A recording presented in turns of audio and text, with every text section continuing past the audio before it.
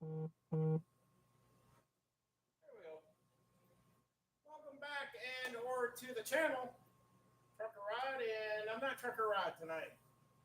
I am sitting in the shop where I do one of my many side businesses, and figured I'd come out, hang out with y'all.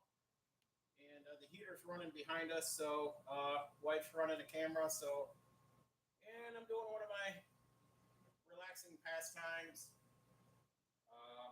Enjoying a Olivia. She had got me Olivia Master Blends 3. It's got a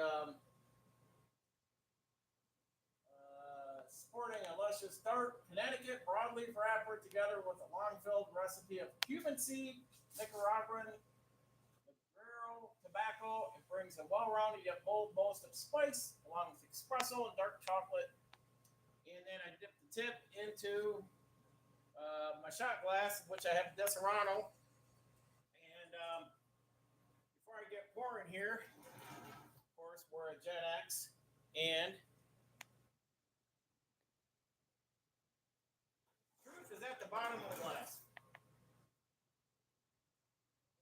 So, let me get myself a toddy going here. And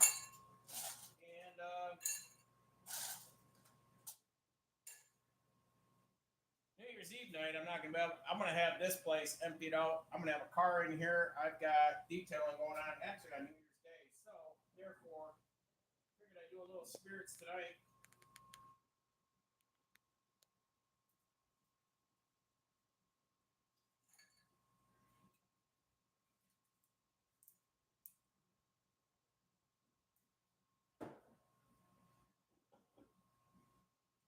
Cut it down with a little bit of 7 Up.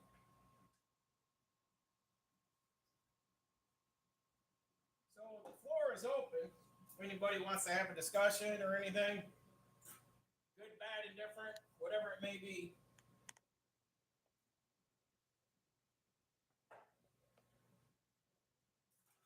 So I got the live stream going here so I can watch the chat there.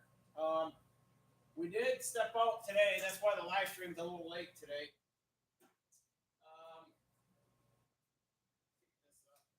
We had to run it, do some errands.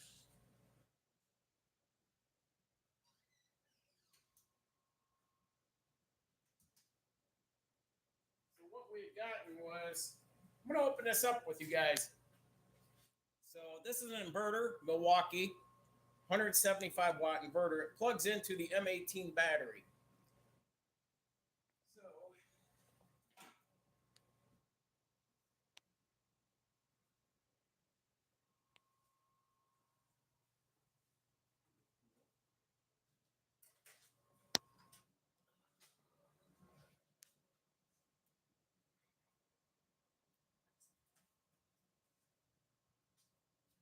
over here, young lady. These are a pack of cigars that she has set me up with this year. This is my cigar case. I carry this in the truck with me. That's in my bag. Got me this nice Burger King like lighter. She said it don't work. She was going to contact the company and cigarpage.com. That's where these sampler packs. And I said it's probably because they didn't, and she brought it up to first, is they probably didn't put the butane in it, which they said on their website. As soon as we went and looked this lighter up on their page, it said, will not ship with butane because of hazmat. So, and of course, I used my cutter. It's a V cutter for the end of the cigar. So I got these Olivias. Been looking at each and every one of them. So that's the page there. That's the one I'm having tonight. And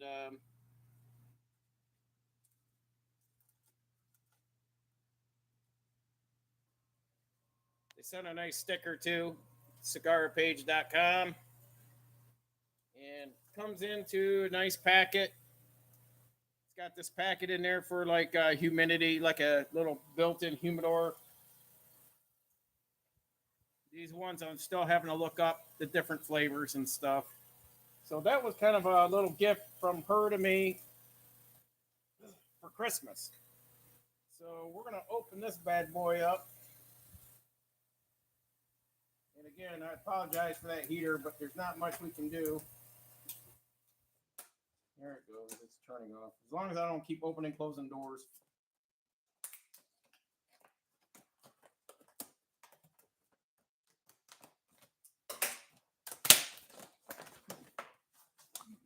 Sides with you. Get away from this.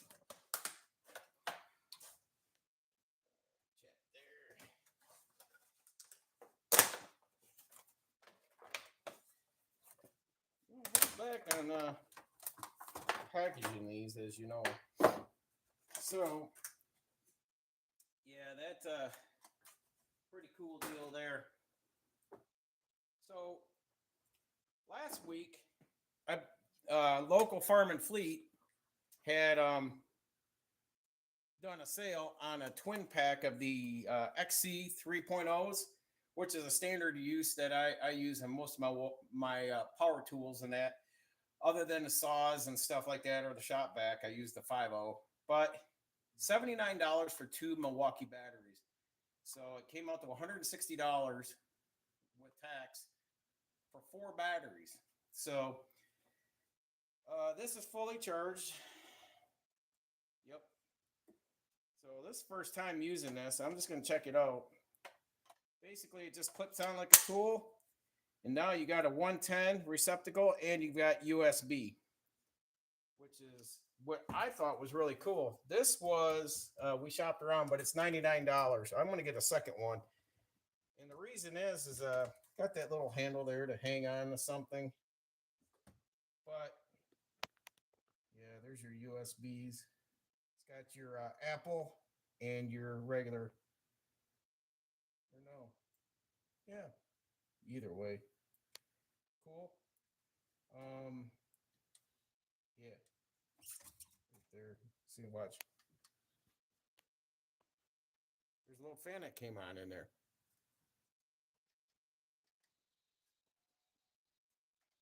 A little fan in these vents. So when it gets warmed up, the inverter, then it'll just cool it down. So let's take a peek and see.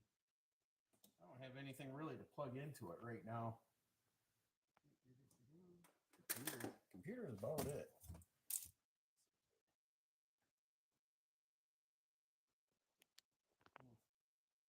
But, you know, it's not saying. The phone would, you know, give me an indicator. Turn that off. Put that out. So that's a nice little device. Power outage, mobile. If you want to go places and you want to have, it's a 175 watt inverter onto your Milwaukee battery. So I saw that a couple weeks ago. So I forgot to grab it last week when I got excited to get these batteries, because you can never have enough of batteries. The tools are dirt cheap. So, what else we got going on?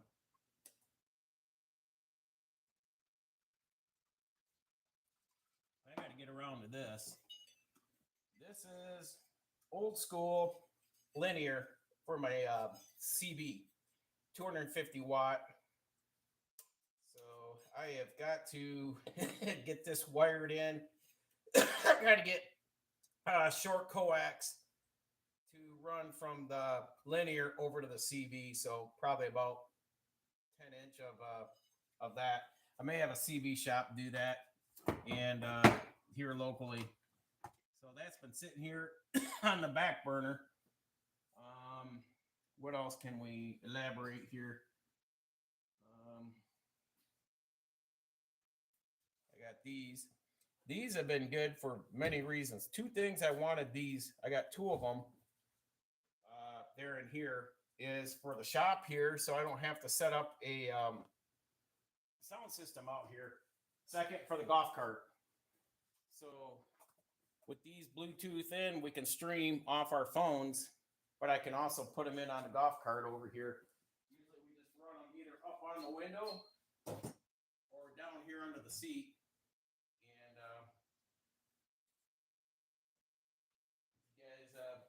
And then, of course, I laid out because, we got detailing coming up. And as you can see, too, I got AMSOIL around. So I sell AMSOIL. Big proponent and use of Jack's Wax out of Columbus, Ohio. So they make everything there. So your interior cleaner. I like that stuff. It does not leave, it cleans, but it doesn't leave a residue. A lot of people like using Armor All and all that, and that's a petroleum base. Everything I use is water base. Whoop. The dogs are out here with us, so down at our feet.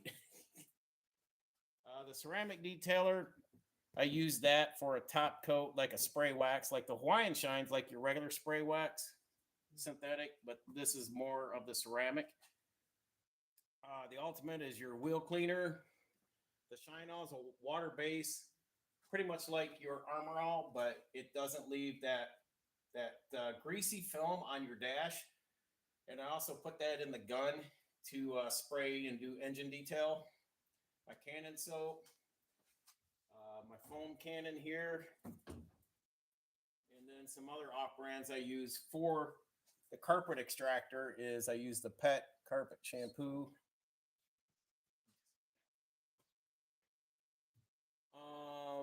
This I've used for very work vehicles or carpets and mainly for the interior to clean out and get a lot of smell from cigarette smoke. Some people buy used cars or they buy cars, they fix them up, then they bring them to me to detail them out after they get them mechanically fixed to basically get them cleaned up so they can flip them.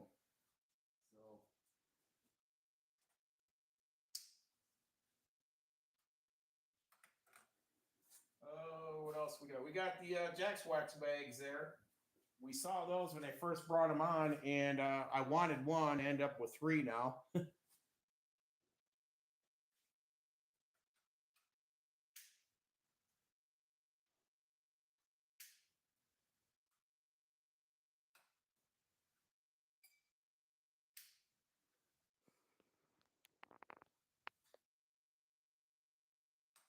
don't want to say lit. System X. That's the interior ceramic for carpet, fabric, leather, and vinyl. That's your ceramic protection on the interior.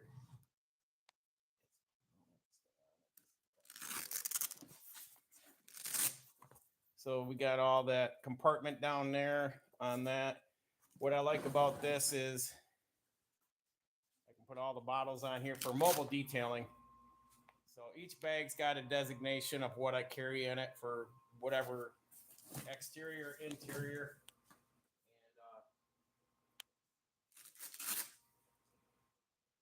And same thing there. It's compounds. I think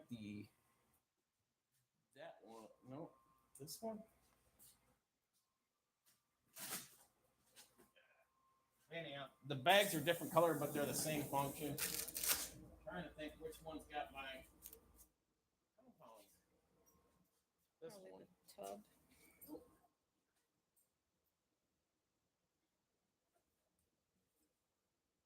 Polishing compounds. So I use this one for a camper, and the paint sealant. That's a synthetic wax. And the thing about this, the paint sealant over like a carnauba, which would be, but a carnauba wax is from like palm oil and all that. It's got petroleum in it in a sense that you do not want to use it on boats with gel coat finish or campers with laminated sides. It will, the sun baking on it will turn it yellow, get that dark yellow haze to it, and the dilapidating look. So that's why the paint sealant is better. Now the difference between paint sealant and a carnauba, say on a vehicle, is the paint sealant's going to make it look bright, where the carnauba is going to look like it's got a deep, in-depth depth finish look to it. As you look into it, it goes more in depth. The Carnauba I would use more on a classic car. The paint sealant I would use on a daily driver that's out in the elements all the time. But like your muscle car or a classic car, I always recommend a paint sealant, but mainly like this truck and our other two vehicles, those are all ceramic coated. These are all 6 year on the red car. Her SUV and my truck's got a 10-year System X Max on it. Trust me, that thing's a pain in the ass to polish in here because it's so high. I was hitting my head on the garage door opener up there polishing the roof and all that. So that got a cut and polished bumper to bumper. What else we got here? Carpet extractor down here. Different heads. Like I said, that solution. And basically, it's the setup right now because we have a senior dog that has accidents in the house, so we have that on standby all the time. But that thing's been a workhorse. It's a Bissell Pro, is what it is, and I think what we pay like $99 for it. 70. Yeah, it was on sale, but normally it's around $100 ish.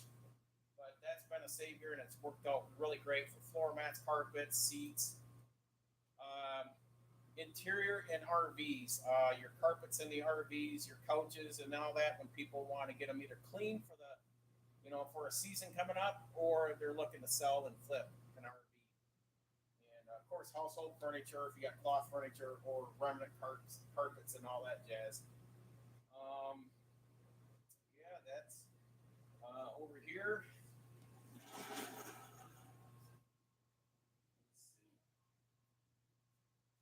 Jack's Wax has, if I now my backup is I use this most of the time. Fabric guard. This is what protects your carpets and your cloth seats. It's like what they used to do in the old days. It's like Scotch guard. It gives it a protectant on a barrier on the fibers of the cloth or the carpet fibers, and so for spills and stains and all that jazz. But it doesn't really help with wear and tear. Um, Bug zapper for the bug season. So I usually go through one of these a year. I didn't go through this one as much this year. This is my regular workstation, the regular power washer that stays here at base, and then that's my mobile there. Which one was this? This is the Sunjo, and it came with good reviews, and that thing's worked well, very well. And the PSI is around 1800, which is good for auto detailing. Would these be good to go out and power wash sidewalks? In that you'd work the living shit out of it and burn it up sooner than later. It would be better to get something more over 3,000 or over psi, like a gas one. Simpson makes a good one. Northern Tool, they do a good job selling a good array of power washers. All our pails from Jack's Wax and what have you. Now, what I had done 4 years ago to set up this shop is I went in the crawl space and from my laundry room, I redid all the plumbing in my laundry room because it was all leaking and busted and all that jazz. So I redid the whole wall, all the plumbing in the wall, and I teed into it and I brought it along the base or the bottom of the house. And 7 hours under the house running all these PEX lines over to here and putting that box in. So I have hot and cold water out here, and they are half-inch lines. So they work pretty adequate for what I do out here and not had a problem. And I got about 75 feet of hose, and I got more hose up above you there. And, okay. I'll be zipped. All right. So I did a little accident here, but we'll get through that. Oh, That was me that stepped in it. yeah. Okay. The golf cart. These two are projects that we have built from nothing to something.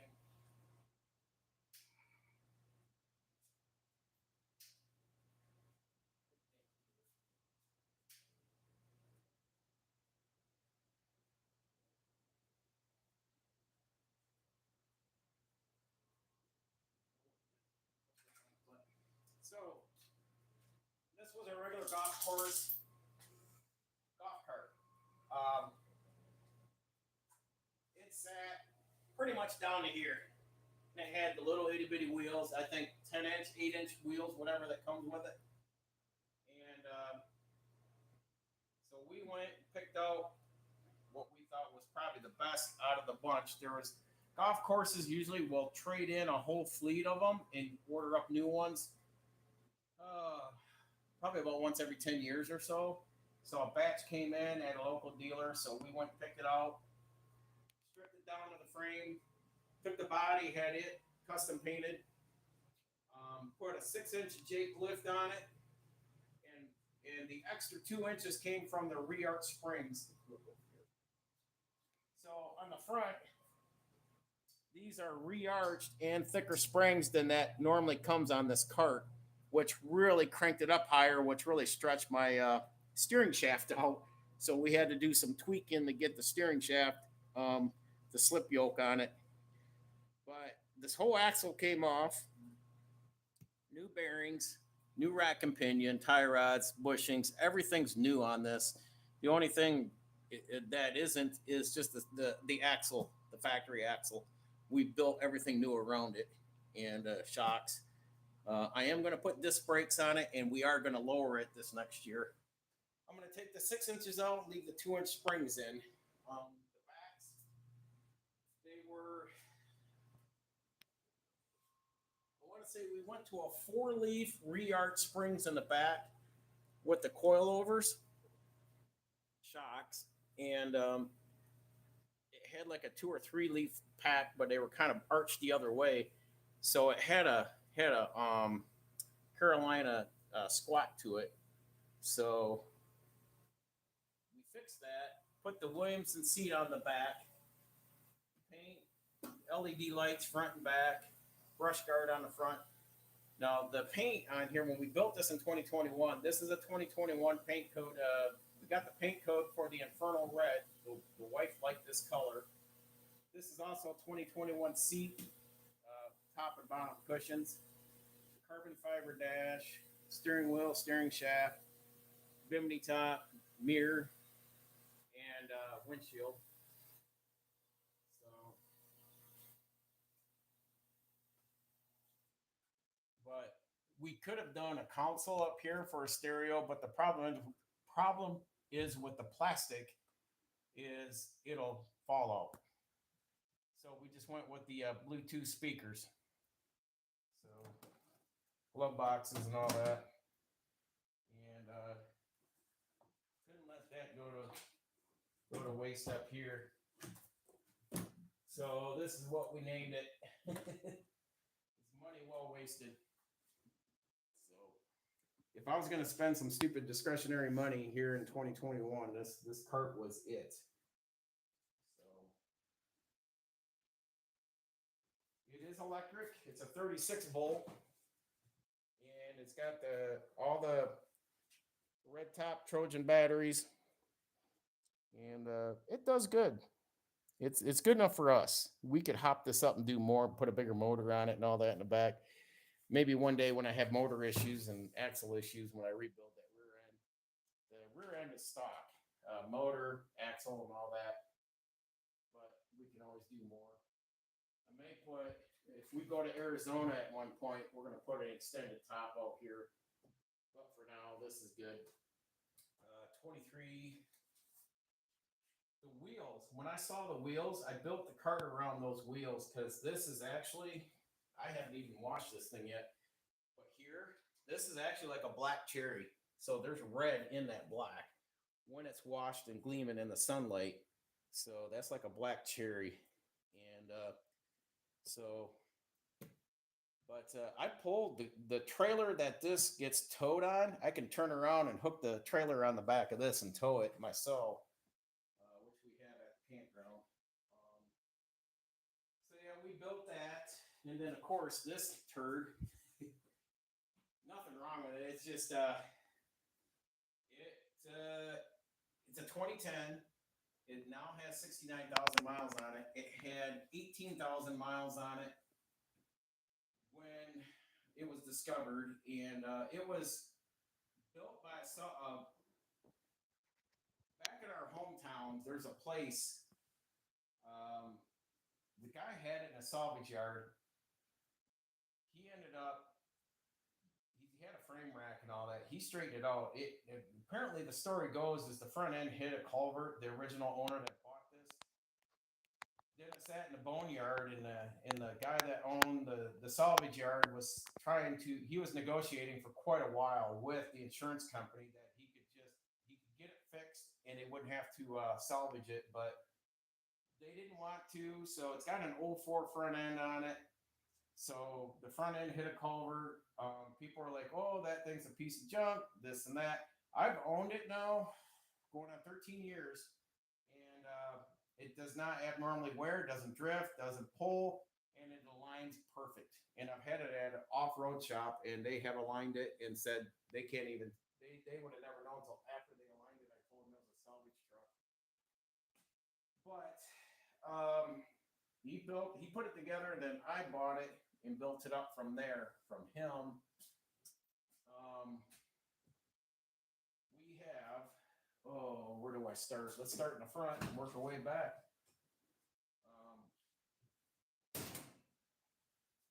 This is where the gearhead in me comes out.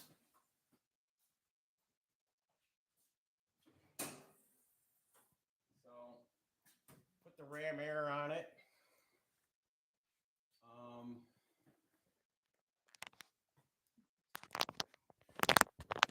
Go to ram air. I did a fan on this 5.7 Hemi. I took the mechanical fan. It's out. I fan clutch delete. I put electric fan in it. Because these same trucks come with a V6, so they go. I just put a V6 electric fan up here, plug and play, and it works.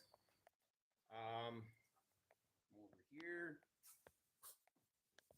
down there, as you can see, I got BBK headers. They're shorty headers, popped right in, and boost. I got a bigger throttle body on there. I want to say 88 millimeter. And if I put a 90 on there, they said it would have thrown a code, but. That's as far as I got on the engine. I'd like to pull the engine. Extreme Muscle down in Roanoke, Virginia. I would have them just rework the whole motor and take all the flaws out of it and fix it right and do the MDS delete and all that. Where it gets stupid is I only paid $13,000 for this truck. FYI, when it was done in roadworthy. So 13,000, and it's got a 6-inch rough country, and I got everything. At that time, I don't have the strut reservoirs. They offered them after I'd put the kit in, but it doesn't have the lift blocks. It's got the regular struts in it, as you can see, the 6-inch struts. So and then I got the kicker bars here, right there. So we had heavy duty upper and lower track bars with 2.5-inch Johnny joint with the panhard bar back here. So everything all custom made from Core 4x4. As you can see there, all the way down to there. And then I got the convoluted bags from Airlift, and it's got a compressor on it. But the axles front and back, this axle, the rear axle, we stripped it out, we gutted it out, pulled the 355 gears out of it, put 456 Yukon gears, limited slip. At first, I put Detroit locker helical lockers in it, and I ended up breaking that after the first year in because of towing. It didn't unlock when I turned and snapped the carrier. But it's got limited slip, 456. It's got Yukon axle shafts, Yukon bearings. Everything's Yukon. The only thing it's not Yukon is just the Chrysler, home member. That's it. That's the only thing Chrysler left in it. Front is 456. Brand new CV joints, not remanufactured. Put in drill and slotted rotors, better calipers. The headers and the exhaust is true dual exhaust. It's not cat back dual. It's true dual. And if you got to question it, I can crawl under there and show you firsthand. But yeah, that's it. We did put a new radiator in it at one point because I was having some heating issues. Now, everyone's like, Chrysler's got shitty transmissions. Not this one. We pulled the transmission out and I custom ordered, damn torque converter cost me as much as just buying a whole transmission. But from Precision, I have a single disc billet clutch torque converter, lockup converter. So it was custom made for this. That thing was $1,200-$1,300 for that. And then right here in series is dual 20,000 pound or 20,000 what they call Hayden transmission coolers. I've got two of them in there, and the transmission I pulled my 40-foot travel trailer, loaded at 11,000 pound travel trailer. I pulled it with this, and the transmission temp got as much as 163. So it pulls it good. I wouldn't pull in the Rockies or the Appalachians because it's just, it's a small block. It'd be nice to have a classic with like a 502 or a 572 Chevy. Big block, 3x3 cab, 1 ton. That would be my next truck's a 1 ton. This would be the last half ton I ever build. Just not worth it. Here. Giving the phone back to the wife because she didn't know what I wanted to scan. Here, I'll fire it up. Watch out, cheesy. Keys.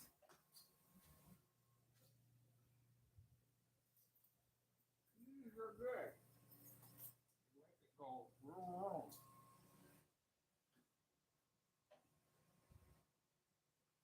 I haven't started this in a couple months.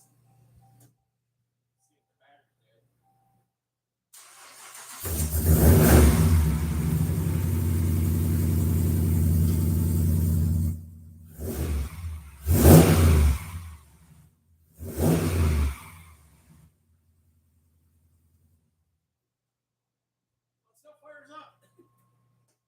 I literally parked it. When did we park it? End of September, 1st of October.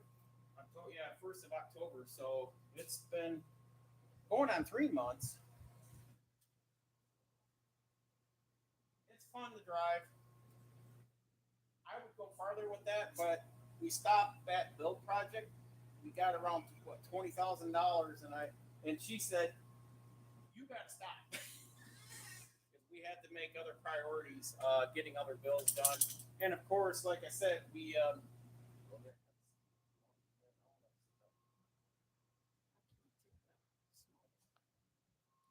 so that all said, we're working on that second house.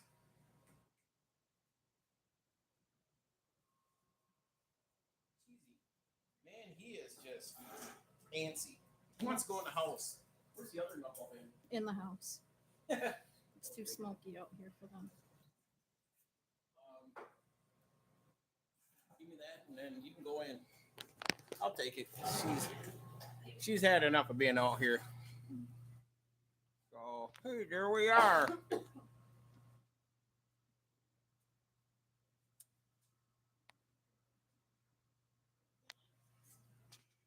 let's turn you all around. Let's set you up here by the vise. Computer. So let's just hang out and see what all you got to say.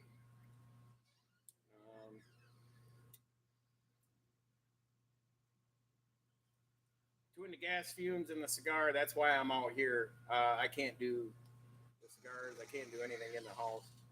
Dogs and her.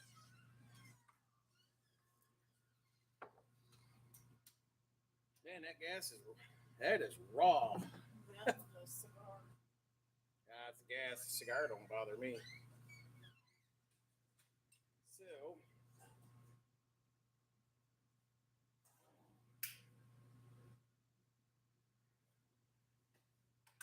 yeah, put it again. So that's me. That's kind of life in a nutshell. So I know a lot of you are probably out with family right now, and thought maybe I'd just take a moment. I may go live next week on the here in the shop when I do the detail, just to kind of give you an insight. I've already ordered the ceramic coat's already here, so it's sitting in the house, and man,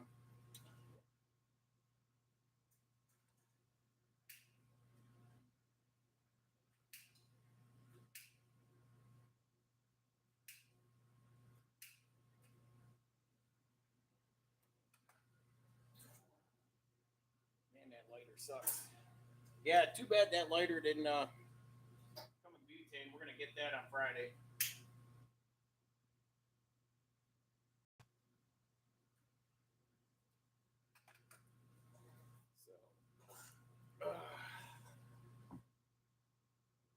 So I just figured I'd hang out here for a bit, have the stogie. How long we been on here? 37 minutes. Um,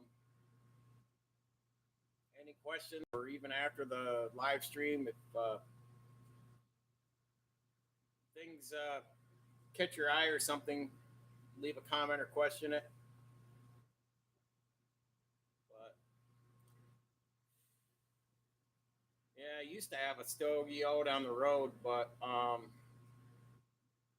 last 4 months has been we've been just running balls out, and product's been going heavy. Customers are now caught up. Talked to a few of my customers. They're pulling back until probably February or March. A lot of them are inventoried up and sitting good to get through the holiday season and forward. So we just going to be doing the average business, and that's fine. I've got things here I need to get on top of. So a good 2 3 month run would be nice. So we'll see how that goes.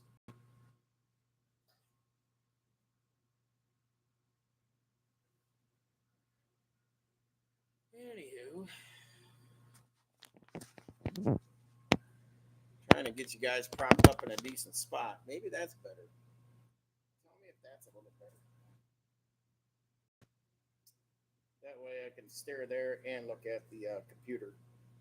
So, wife has just got fumigated out between the cigar and the exhaust fumes. She gets she suffers with migraines, so she that's just triggering her right now, which is going to make my life a little bit more hell later if I don't get her out of the garage. She'll be miserable and then not happy with me. So I would imagine a lot of folks are probably visiting with family tonight, or you got people from out of town. You're spending time opening presents. We're empty nesters. My kids are 39 and 29, so they're older, and they one's across the country, and the other one's 3 hours away. So we we enjoy our solitude. So we didn't put a tree or do anything up this year because Christmas Day we knew we were going to be out of town, and up until this week and Thanksgiving I was off Thursday, Friday, Saturday, and then this week I got home this morning. I logged off the truck at 9 a.m. So by the time I got home, emptied the car from the truck, grabbed her, and we went out and ran errands. That put us at, I think we got back here at 2 o'clock in the afternoon. So then I got the grill out because she grilled up chicken while I was setting up everything out here for this live stream. And then we ate and all that jazz. Then I got out here in time. So I didn't realize because the gas from that truck is whew, that's from sitting for 3 months, basically, nearly 3 months, 2.5. But I got to fire it up. I'll probably take it down the street in my neighborhood here next week and just give it a doodle around the block when I empty the garage out so I can bring that Buick in. And probably, maybe I'll live stream that night just to kind of show you because I may put the GoPro. I got to put it on a time lapse. It to move that camera around when you're moving around the outside of the vehicle, and she can't stand being on her feet very long. Running around the car. She did it for my maintenance series, but it was too much. I mean, it really tuckered her out. So she's got her stuff going on with doctors here and out in Utah, trying to get her health straightened out in a way that we can enjoy the years to come. So more Christmases and that. So it's best to invest in ourselves than buying more stuff. That's why the truck went on the back burner.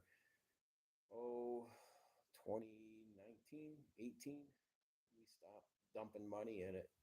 And I said either I'll sell it the way it is or we'll take it with us when I quit driving and we move out to our second home. Then I may pull the motor, have that done, and do a few more things underside and wheels and tires and other jazz. Um, if there's like even a taller lift, because I'd have to change the drive shafts. I'd like to change the drive shafts. I want to beef up the front one, make it more, robust than it is. It's just a stock shaft in the front. I put Spicer U joints in the back, which are more heavy duty and greasable. But I would like to maybe put a slip yoke drive shaft in the back and permanently mount that. Put the yoke up there so it's not sliding in and out of the tail shaft of the trans. So there's things in my head I still like to do, or just get rid of the truck all in all and just get a classic with a big block and two-wheel drive. I really only need a two-wheel drive truck. I don't need a four-wheel drive. I can't say, but that truck has probably seen it's what going on 16 years. It's probably seen two for sure. The previous owner, I think he drove it for 1 or 2 winters. I drove it for 1 winter. It is undercoated. So it's probably saw 3 winters. And then it sat for a good year and a half between the time it got wrecked to the time it was back on its feet running. So yeah, like I said, I got it in 13, 14. So I've had 11, 12 years I've owned it. And it only had 18,000 miles on it. But yeah, I gave them 13,000 for it. But then I ended up having to beef it up even more, only because I was towing my camper and I just kept chasing after things that seemed problematic to me, or things that could be remedied here in the garage. So I had to go to my buddy shop for the trans and the axles, but they got done and it does pretty good. So goes right up there with one of the hot rods I had back in the 80s, but it's been a hot minute. When you have kids and priorities really start shifting with your play toys and other jazz. So as I'm getting older, I'm like, well, let's get a better house out where we want to retire to. And with that said, maybe we can look at some toys then afterwards if money allows us. So, but yeah, the other thing is by detailing Jack's Wax that I was showing you there, they will, if I can, we're getting with a design team for two things: website, either a website or a landing page, and come up with a branding logo because I can use their product. They have there's a page in jackswax.com, and you can use theirs and you can brand their bottles with your branding. A lot of guys do it through others. I don't know if McGuire's does it. I think Renegade may, where you can just put your logo on the bottle, call it whatever you want. So thinking of that when the capital is a little stronger down the road. I would just brand right now just the go-to stuff that I use a lot. And the ones I use a lot of theirs is the heavy duty wheel and tire cleaner, the Hawaiian Shine, which not only is a spray wax, but also acts as a good drying agent after you washed it to cut down on any of the spotting when it's drying out in the driveway or the golf cart. I'll just give it a quick spray with that and then chamois it down in the backyard after I'm done washing it. That, the interior cleaner, the ceramic detailer, the Shine All. The Shine All is the other one. I use a boatload of that stuff. So, and then after I've sampled quite a few other products, I know what stays and what doesn't. There's some interior stuff I would use too, and I'd have to go over and look. But we wouldn't even call it arcade detailing, and that's it. And we'd have a brand for it for detailing products from us. But that all being said, the other thing I'm trying to do tonight too is not only show you all this stuff, but I have another YouTube channel, and I've got it in the descriptions. It's Arcade Auto Detailing. If you could pop over there and just help me get to, I was at, when I checked today, I was at 42 subscribers. If I can get to 50 and pop at least the limited live stream, then I can put that, then when I'm doing detailing, I'd like to just, this kind of stuff we're doing tonight, basically go towards that detailing page channel. And, this can be kind of staying towards when we're in the office, talking more other stuff, entrepreneur stuff and markets and all that jazz. But I just wanted to bring you guys out here tonight. There's many facets or many hats I wear throughout, everything I do. So, yeah. We're gonna have a snack in there after a while. I got to bring her car and I got to put all this stuff away and put the golf cart. Golf cart tucks in between the bench and the truck here. So I pack everything in here tighter than a sardine can. And I got to she's got a Toyota Highlander.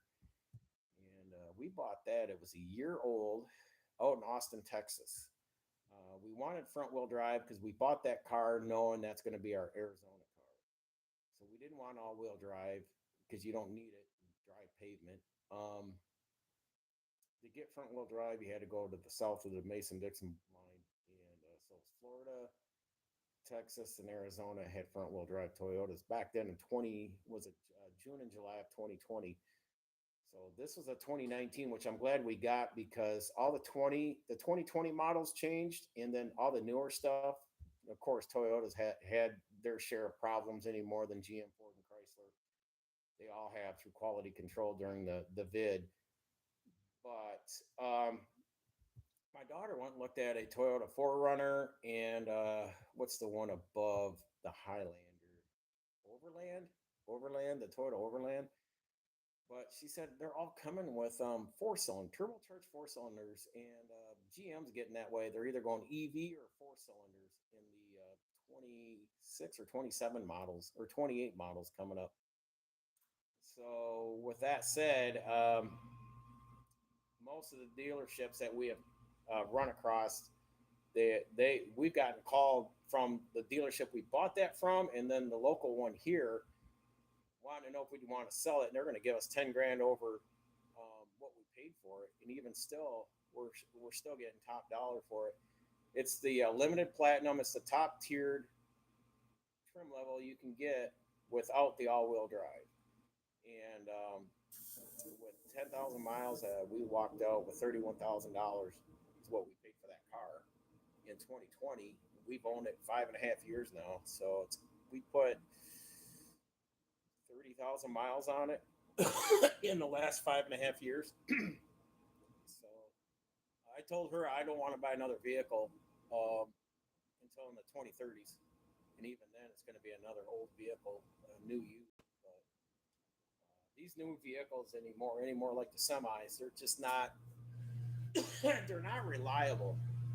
I don't know why they keep saying these things are more reliable than the old stuff, but IT in them leaves you more stranded and more got more freaking issues at the dealerships. And I think it's planned. It's by design that they want you to come back and be dependent on the dealerships or whatever it may be, or just like these new appliances with all the IT in these appliances, they don't last. If you go back to your grandparents or your great grandparents, their refrigerators last 20, 25 years. Their washer and dryers last a good 20 years. You can't get 3 years out of a refrigerator, 3 to 5, and then you're tossing it out. And I've seen so many of these dealers have their recycle or scrap piles to go to the recycler center. Uh, they said I've never had this much waste of used appliances, and they're like, hey, like one of them was telling me that there's a lot of he goes, I sold them that refrigerator, lasted them like 4 or 5 years, and then I bring them out another one, and it's like it's ridiculous the way they flip through refrigerators and freezers and washer and dryers. They just don't last. And the computers, I don't care what people say, computers are so unreliable in automobiles, commercial vehicles, agriculture, and in household appliances and usage like that. Um, Talk to most of the farmers that got the new John Deere crap. The right to work on it. The John Deere's not letting them farmers work on their equipment, and they got a lock on the damn software, so you can't get in there and work on it. To me, it's like I really respect and appreciate the boys on the YouTube channel there, the Walker Farm with the big buds. And then I remember those as a little kid. Those were a massive tractor back then, but they just built that one. To build a tractor, a KTTA 1100 cubic inch, 700 horse Cummins.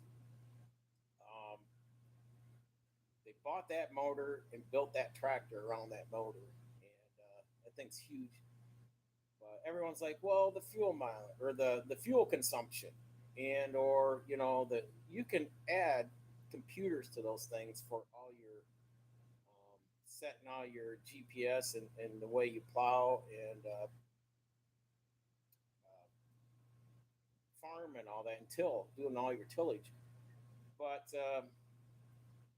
they're saving money, and those things they can work on it, they can fix it, and they can keep it going. And a lot of those big buds they have are 30, 40 years old. So it just amazes me when these guys go out and over leverage on government loans for these fucking John Deere's and these Case Internationals, or which is Steiger, and they just don't hold up. And it's funny that we as the people have to deal with all this emissions on these diesel engines. Yet when you look at a government issued utility truck, F450, F550, they come to the government with no emissions on it whatsoever. So good for thee, but not for me type thing for the government. So they know that stuff's unreliable and it's garbage. So they don't have it put on their trucks, but we have to tolerate it. So yeah,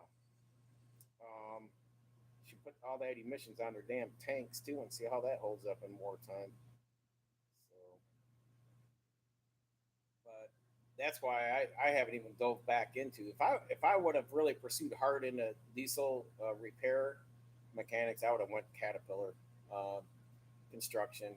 Dozers, wheel loaders, excavators, mining equipment, stuff like that. Um, would have been better money, and then worked my way up into management because I wouldn't want to have been a grease monkey forever on top of that shit. But yeah, no one was paying that well back then, and with being young like I was coming out of school, I didn't have a whole lot of experience to say other than school and working on a farm. And a lot of that farm, they operated with old Minneapolis Molines. That was back in the mid '80s, and that farm was running Minneapolis Molines, combines, tractors, everything. He had some John Deere's. One of the family members had passed away, so they had inherited their John Deere stuff. But for the most part, back then everything was done mechanically. It wasn't done with computers and navigation and GPS and all that. So I learned stuff, but I don't really remember much of it because it was over 40 years ago. And when I went to school, the Series 60, the DDEC system was just coming into play. So computers were just coming on board in the late 80s. But I would have had to get right in with it to really learn my way up with the N14s and the 6NZs, jazz like that. But I did drive a lot of Series 60s, the 430 horse, the 12.9 liter, and that was in an FLD 120 flat top, 66-inch sleeper. I ran that over the road for a year until I got my Aeromax, and that Ford Aeromax had an N14 400 horse. Was not the redheaded, but they both did well. I mean, for over the road, what do you expect back then any more than this X15 I got in this Cascadia right now? It claims to be 450 horse at 1650 torque, and I can tell you the torque band on that X15 feels more like 1350. It is atrocious to work through the Appalachians with that. Um, Unless I need to be maxed out on my GVW to really get into the torque band harder, but even climbing the hills, you just don't have it.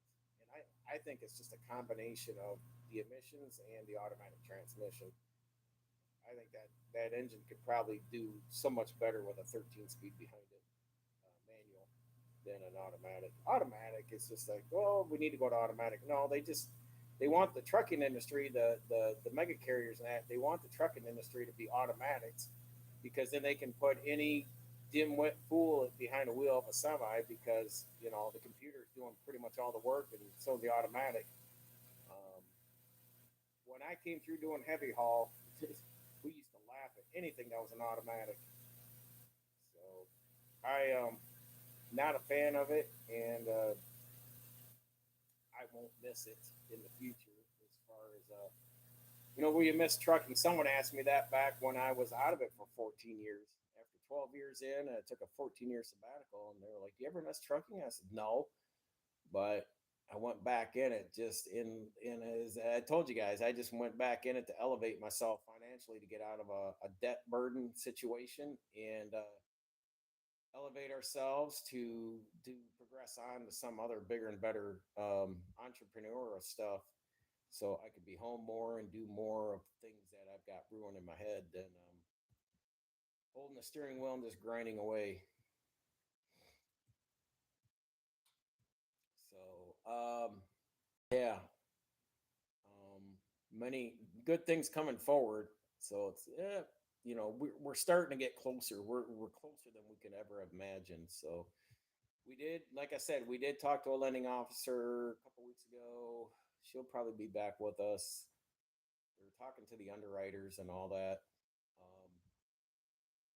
to kind of see where things play out with our businesses and transplanting out there in the future. So we're trying to make that our primary home so we don't get nailed with the 20% down. And because when it's your secondary home, you pay a higher interest rate and you got to put more down. So it is, and I said, this shouldn't, does it matter? I mean, I can show that my wife could stay out there longer through the year, say 7, 8, 9 months, and come back here during the summer months for 4 months. So 8 months there, 4 months here, whatever. I was trying to put together a deal, and she could see where I was going with it.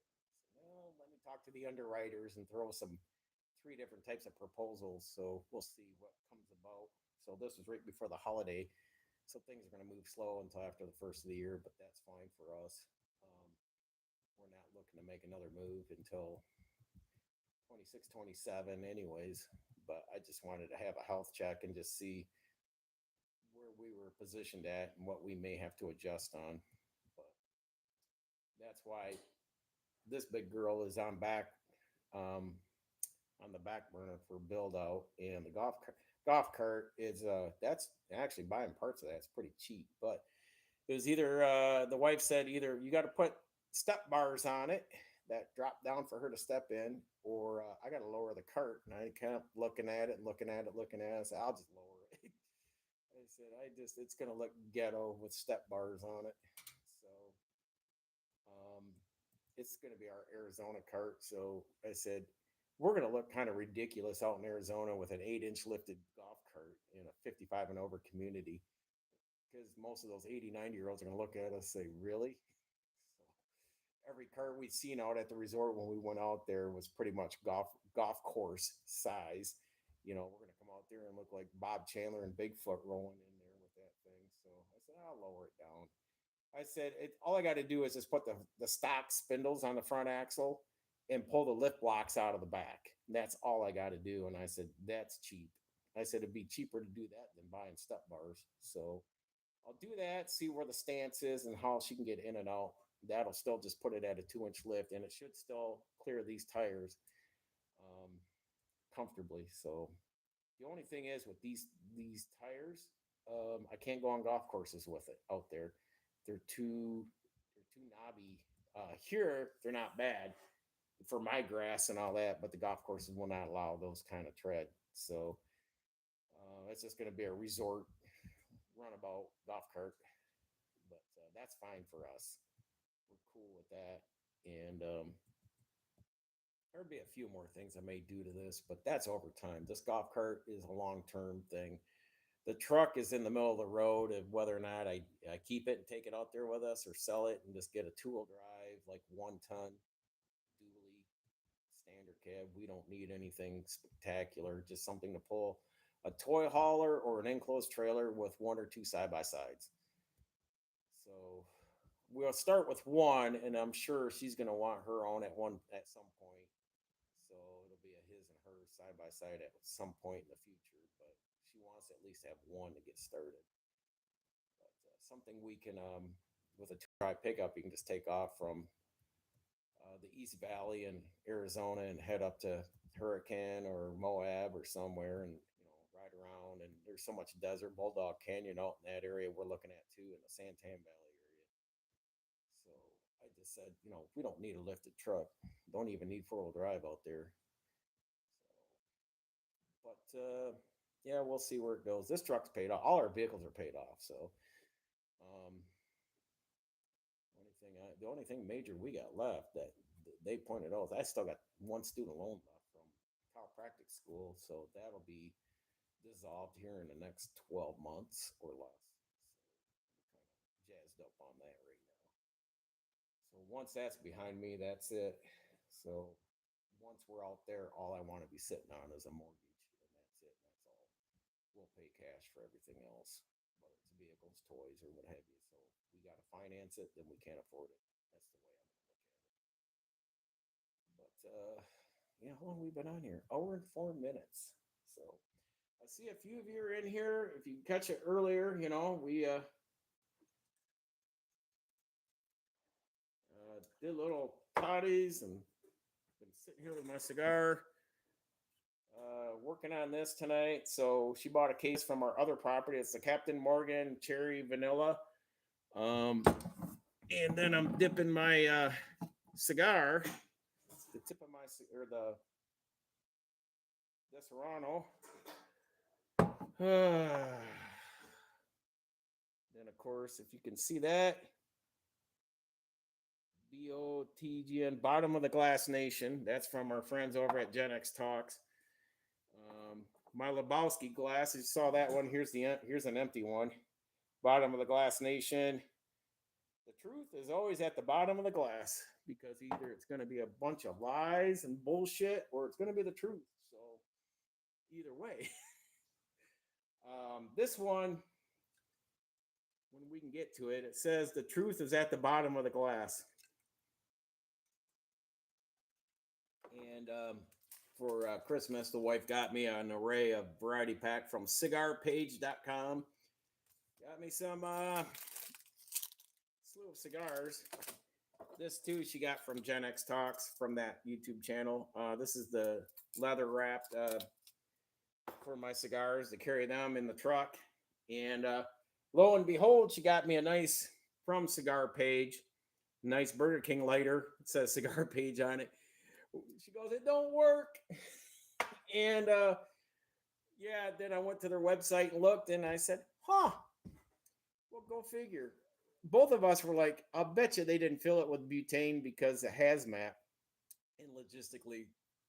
So, of course, right on the webpage, when you go to that lighter, it says lighters are shipped with no butane for for logistical reasons. So I said we'll have to get some here Friday.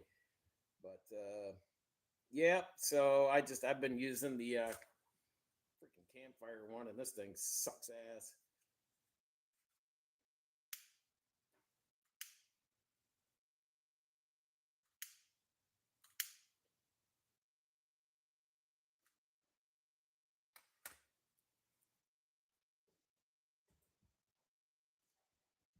But like I said, I just wanted to come out here and promote the RK Auto Detailing page and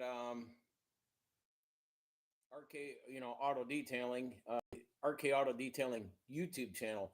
So, like I said, I'll go in and edit, and I'll put the description in the description. I'll put the link to that.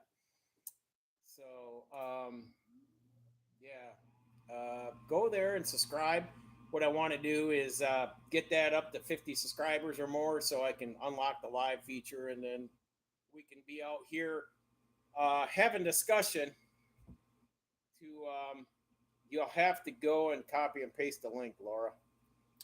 And what I'll do is I can live stream out in the shop. So like once a month, I'll just go about do a live stream, Friday night live in the shop, and just talk about any projects we did over the month, uh, you know, vehicles, products, anything like that.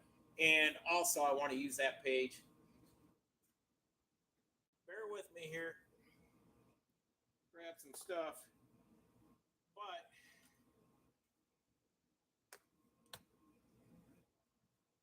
I use not that one, dum dum. Maybe I don't have it there, but I got it all over the place. Amsoil. That's for all my pew pews. So I bought a whole case of this. I think I still have quite a bit left, and that's in tucked away with all the other stuff. And then of course, engine oil filter. So I've got cases of ATF down here. I've got the oil and filter for the Ram here. So yeah, so Amsoil. There you go, Laura. Good job.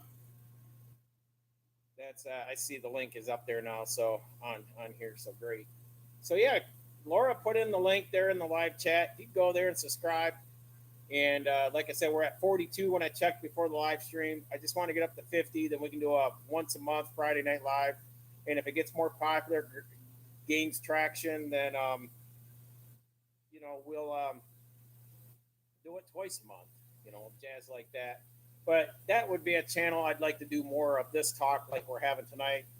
Sitting around talking gearhead stuff, detailing, whatever, so we can kind of change the subjects of one side of me that loves to play and have a good time with being a gearhead, and then the other side of me on the business entrepreneur side is the S.E.E channel that you're on here tonight. So that would be coming more from the office when we get out to Arizona and build out. When we get our house, we're going to build out a studio so we can have monitors for stock trades and YouTube channel and that. So I'm looking at probably 3 to 4 monitors set up, and we're going to be doing we got a lot of everything's kind of mapped out and built out in our head, but it's just we got to get there first.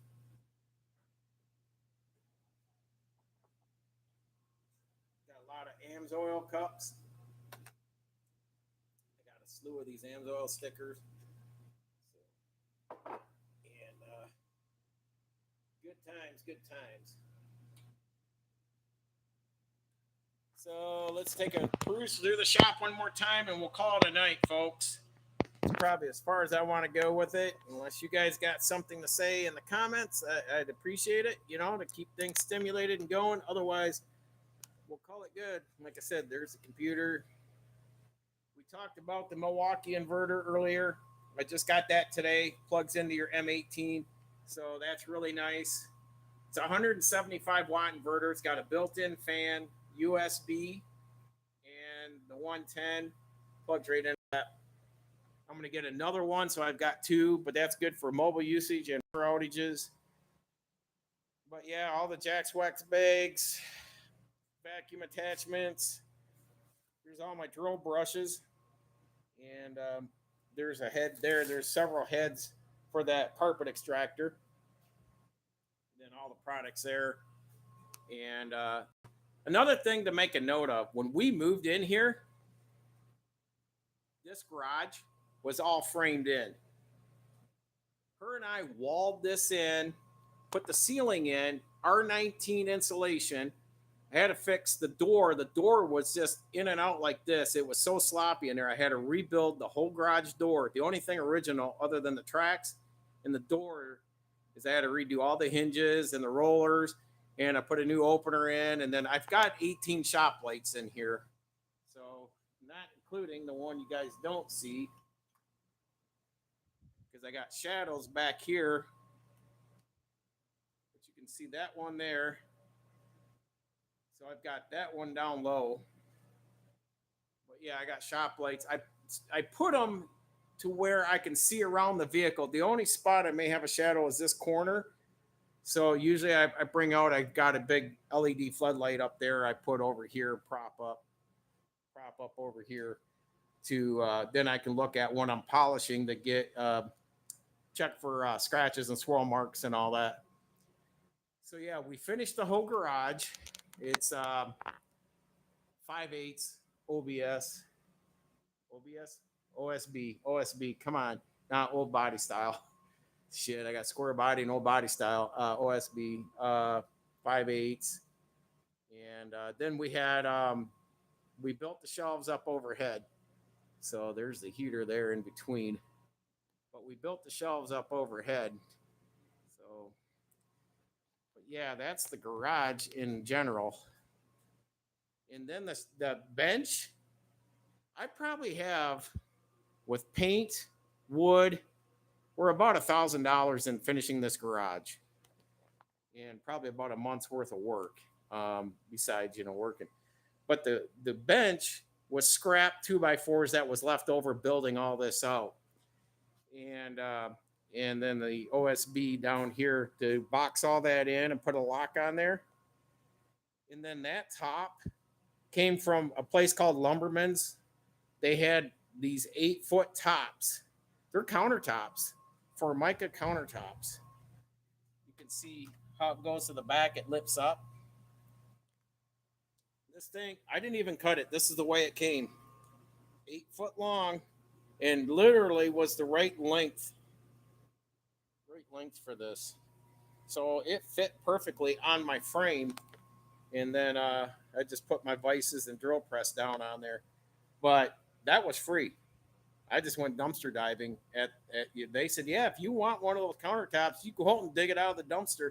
I brought 2 or 3 of them home, and I had the wife pick the color out for the garage, and she picked this, and I put the other 2 out by the road. And by the time I walked back up to the garage, people had stopped and picked them up, took them home. So, but yeah, anyhow.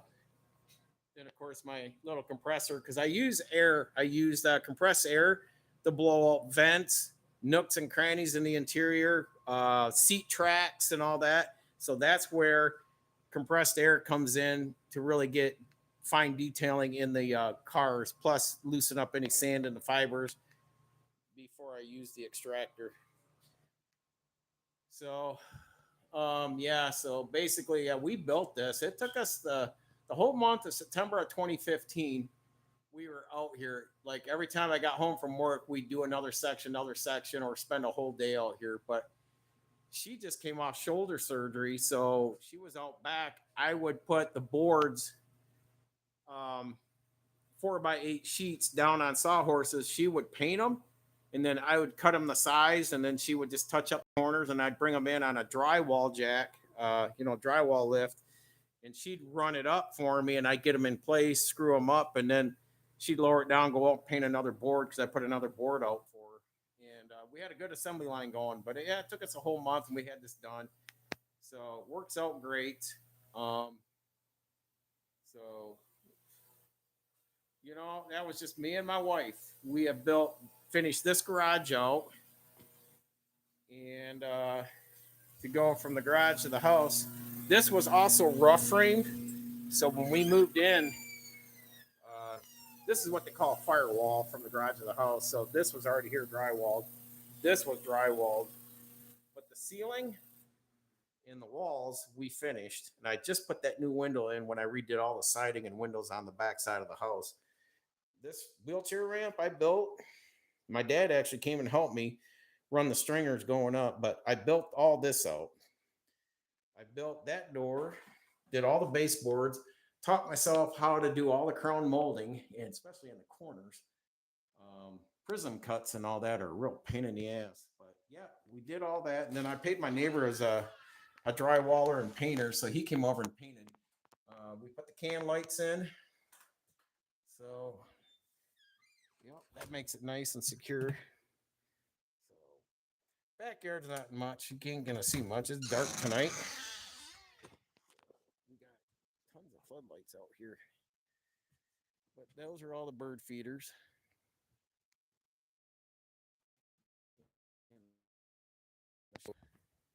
Can't really see it, but there's that deck. That's 12 by 16. Rotted, so I had to gut everything down to except for the poles in the ground, and I rebuilt that in the summer of 2018. And then this deck coming out of the garage here, this is like 6 by 8. There's just pavers right here, and in the springtime you sunk down the pavers, and mud and water would come up on you. So I just took scrap wood. The only thing I bought was the decking on top, but I took scrap 2x4s, built the base, and then when I built the wheelchair ramp in there, I took the stair stringers and I transplanted them out here.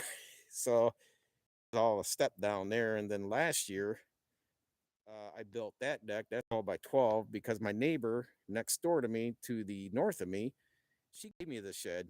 She said, just get it out of my yard. She goes, I don't use it, don't want it, and I'm tired of looking out my back window and seeing it. So she gave me this 8x8 shed with a gable roof for free. So all I did was makeshift axles on it, hooked the golf cart on it, and we pulled it across the backyard here from over there. There's a little Japanese maple tree right there, but the wife hit that and broke one branch. But yeah, she pulled it right up there. Then my daughter and her moving crew, they were here, and then we just picked it up and slid it on the deck. And then I rebuilt the doors because the doors had some rot down there, and that was it. The base of it, everything's like brand new green wood under it. So, but I got floodlights up there; they're just not kicking on. And then I got floodlight on the backside there, shining out that way. But yeah, those are things we've been doing since we've lived here. Besides, I've redid 3 bedrooms, and I remodeled 1 bathroom, and the plumbing in that. I've done all the plumbing in this house for the most part. Basically, turn around here, dum dum.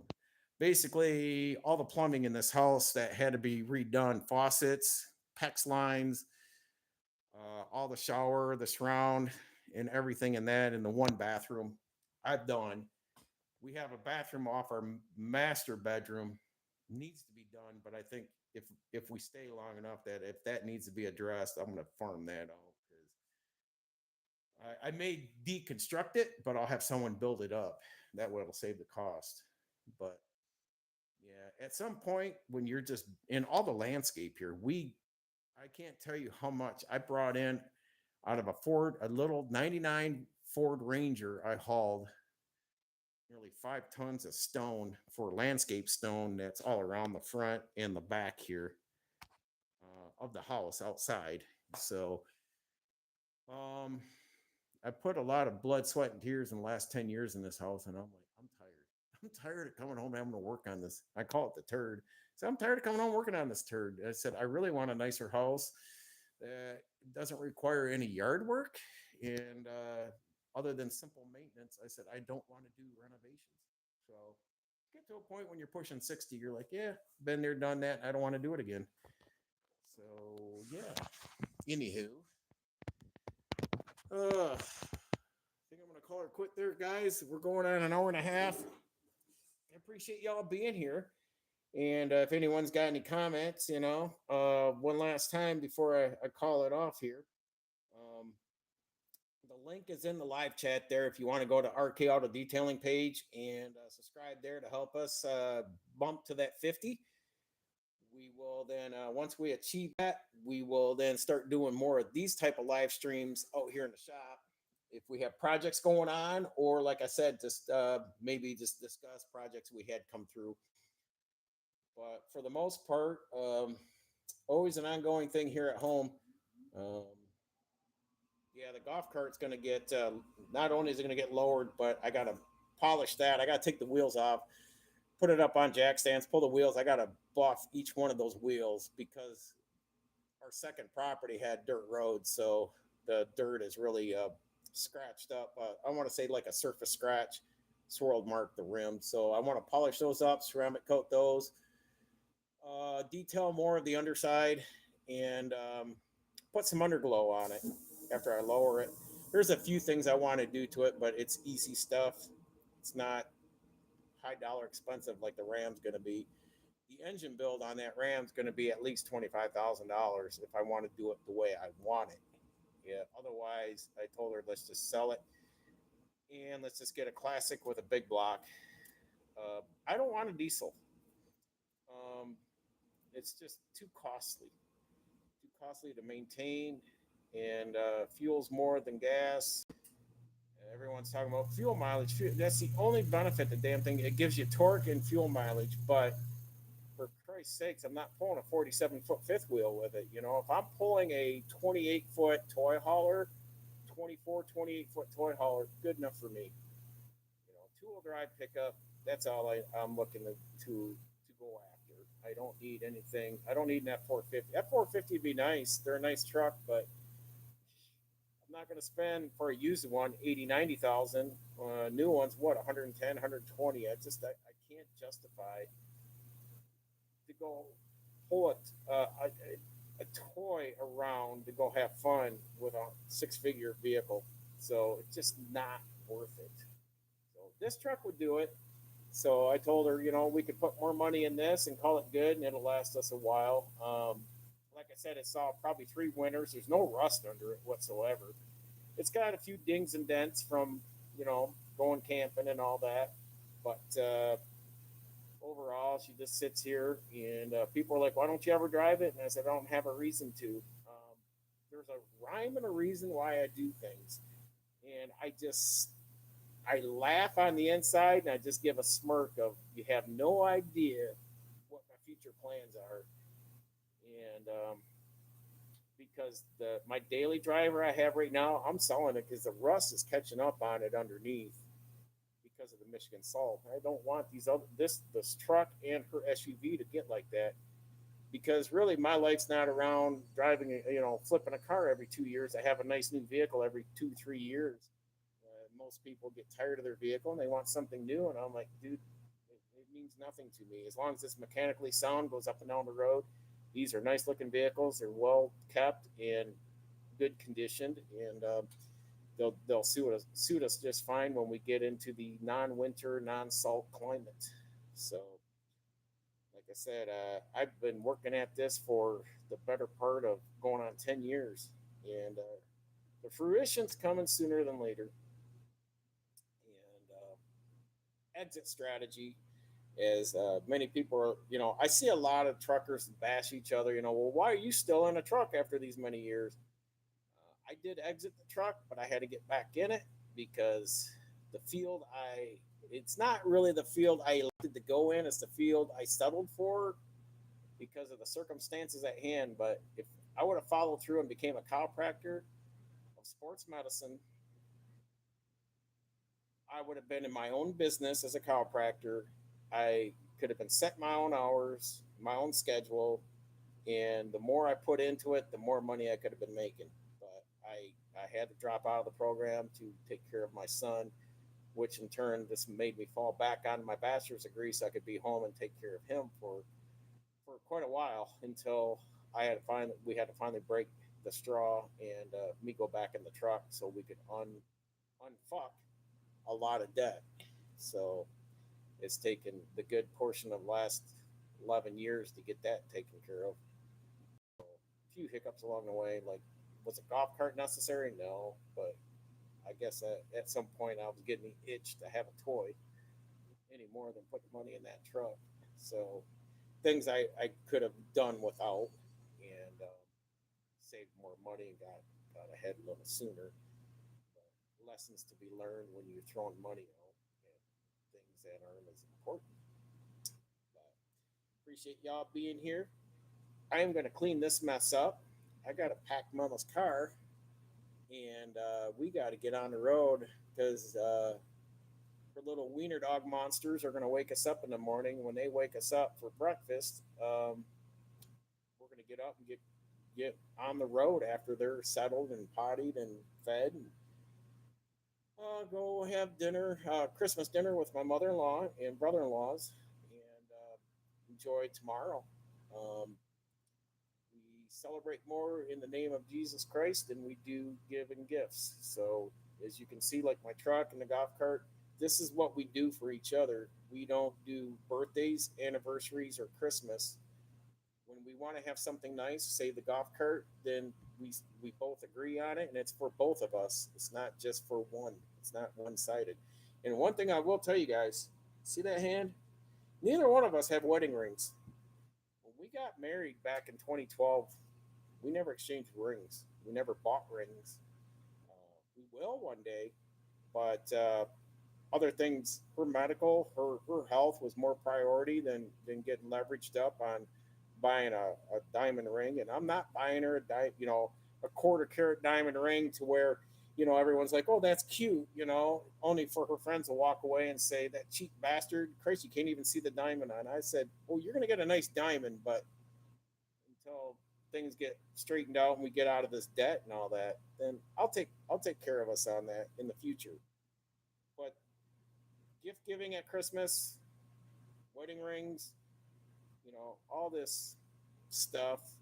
A lot of that stuff isn't really priority to us.